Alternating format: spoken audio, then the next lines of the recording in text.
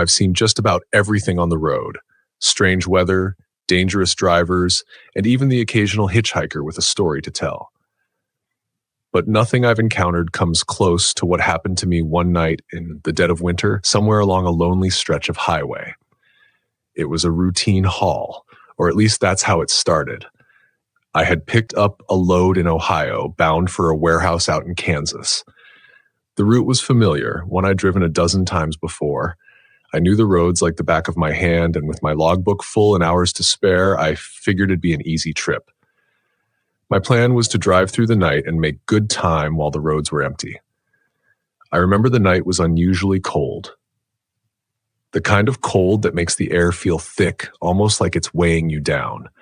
The sky was clear, though, not a cloud in sight, and the stars were bright above me as I cruised along the highway.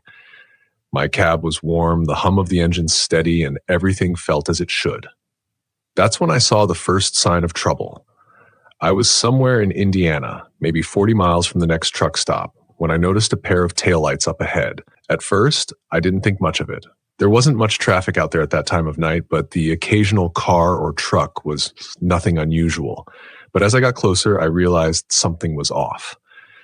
The truck was moving slow, way too slow for the highway, and it was weaving slightly in its lane. Drunk driver, maybe? Or someone falling asleep at the wheel. I eased off the gas, not wanting to get too close, and flashed my brights to let them know I was there. No reaction. The truck just kept creeping along, weaving a little more noticeably now. I got closer, and that's when I saw the driver's window. It was open. Now, any trucker will tell you that no one drives with their window down in the dead of winter unless they're in trouble. It was freezing outside, well below zero, and yet the driver had his window all the way down. I could see his arm hanging out, limp, like he wasn't even holding the wheel. I don't know what possessed me to do it, but I grabbed my CB and tried to call him. "Hey, driver, you all right up there?" Nothing, just static. I was close enough now to see the trailer he was hauling. It was an old beat-up thing with rust streaks down the sides and faded lettering I couldn't make out. The truck itself was just as worn, the kind of rig that looked like it hadn't seen a service station in years. Everything about it felt wrong. As I pulled up alongside him, I glanced over into the cab. My stomach dropped. The driver wasn't moving.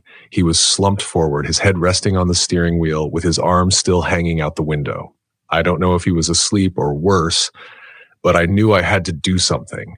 I slowed down, intending to stop and call for help, but then his head moved. It wasn't a natural movement either. It was slow, jerky, like he was a puppet on strings. His head lifted off the wheel, and he turned to look at me.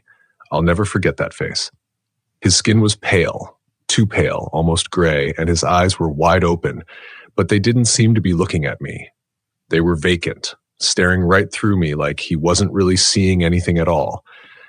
His mouth was hanging open slightly, and there was something wrong about the way his head was tilted, like it wasn't sitting on his neck the right way. I slammed on the gas, not caring about the speed limit anymore. I just needed to get away from him. As I passed, I glanced in my side mirror to see if he was following, but the truck was still moving slow, creeping along like it had before. I drove for what felt like hours, not daring to slow down.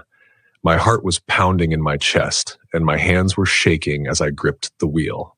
Eventually, I saw the lights of a truck stop up ahead and pulled in, parking as far from the entrance as I could. I sat there in the cab, trying to calm myself down, telling myself it was just some weird fluke, maybe the guy was sick or out of it, and that's why he looked the way he did. But deep down, I knew something wasn't right. After a while, I convinced myself to go inside and grab a coffee. The place was mostly empty, just a couple of other truckers sitting at the counter. I took my cup to a table by the window and sat down, trying to shake the image of that driver's face from my mind. That's when I heard it. The low rumble of an engine, the squeal of brakes.